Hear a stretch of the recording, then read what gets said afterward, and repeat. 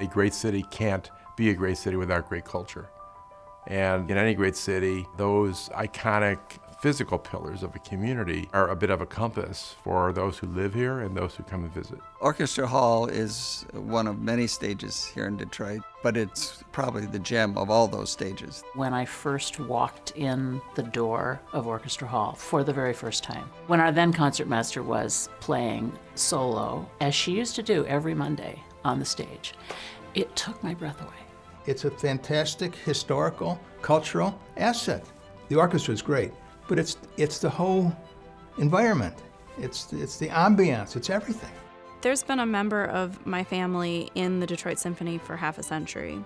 As a kid, I always felt like I was being transported kind of to another world when I would come here. There's a certain magic that's involved when you know you're in a building where great people have stood before you. When we play the music of Rachmaninoff, for example, you know, to think that he once sat at a piano on this stage and gave a recital, it's amazing to me. And to think that Louis Armstrong performed on this stage. There's a vibration that comes with that, and it's just such a fulfilling experience as an audience member and as an artist on stage as well. There's a reason that people come to Orchestra Hall, and it's not just about the music. It's about the sense of community. In some ways, this building is a looking glass for what this city used to be, what it became, and what it still could be in the future. Cultural history, economic history, political history, our history with race in this country and in this city, all of that has flowed through this building. This hall has come to symbolize survival.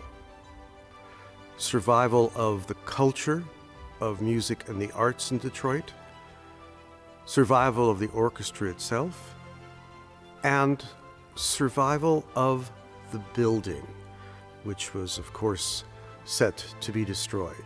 And yet, here we are in one of the most glorious buildings for hearing music.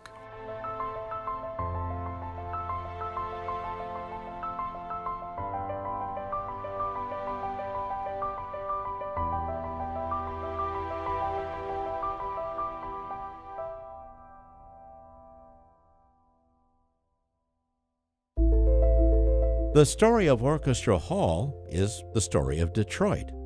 It's been celebrated and sometimes forgotten.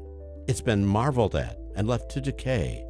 But in spite of the many challenges it has faced in 100 years, it still stands today as a testament to the resilience of a city, its people, and their hall.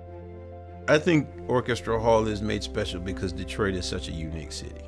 The citizens make the history, and they make the building and make the moment.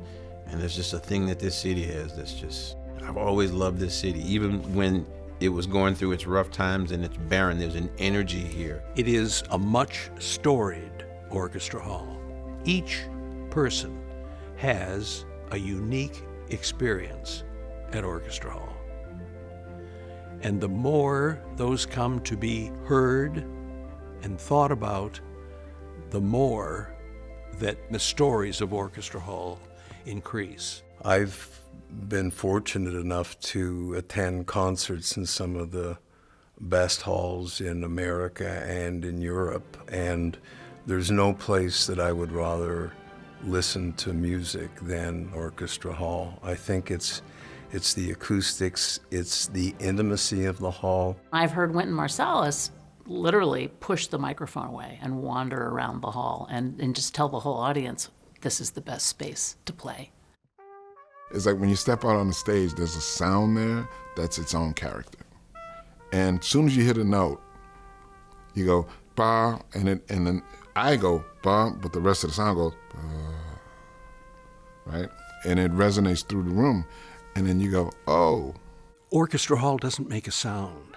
It's the sound of Orchestra Hall that people speak about, but it's the silence of Orchestra Hall in which that sound opens. A lot of halls soak up the sound. This hall actually helps create and allows the sound to grow, to linger.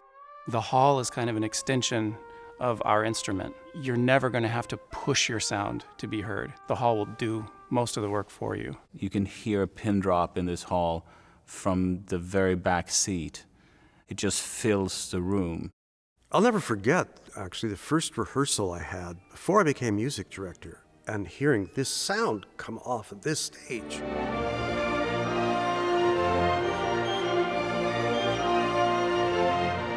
I was not prepared for it. I didn't know much about Orchestra Hall, and I was totally floored by it.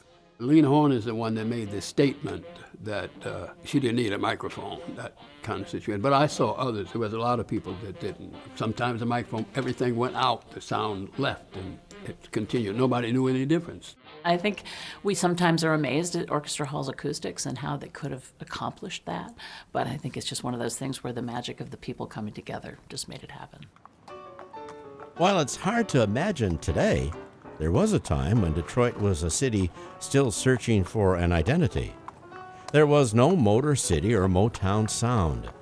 The automotive industry was in its infancy, and early supporters of the arts struggled to convince their community that music was not merely a benefit of life in a thriving city, but a necessity. While on record as the nation's fourth oldest orchestra, by 1911, the city's symphony seemed already too weak to survive and had closed its doors.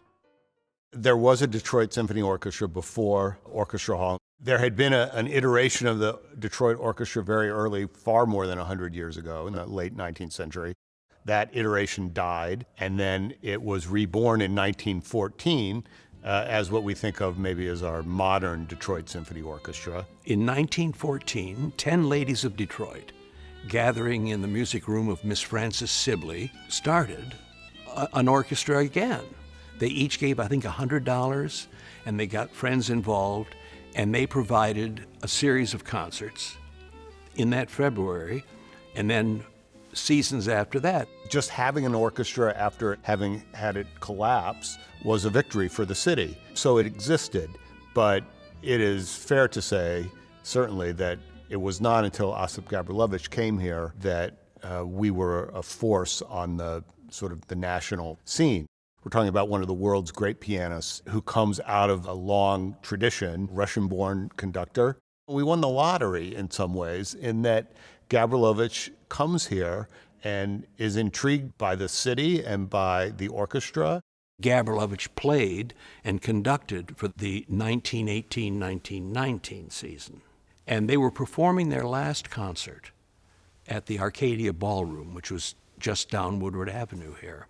And the manager, Mr. Harry Cyphers, was standing off stage at the end of the concert, and Gabrilowitsch finally, the applause was just rapturous and yelling and everything else, and Gabrilowitsch walked off, and Harry Cyphers said, "Maestro, listen to the reaction of this Detroit audience. Look at it. Now you must agree to accept the offer of our board of directors to become our next conductor." And Gabrilowitsch said very simply, "Well, you know the one condition under which I will return. There is no suitable home for music in Detroit. So build me a concert hall or I won't come back." In the early summer of 1919, the Symphony's board of directors were at a crossroads. They had escaped extinction and found a world-class conductor to lead them. But to keep him, they needed a world-class venue to play in, and had only a matter of months in which to build it.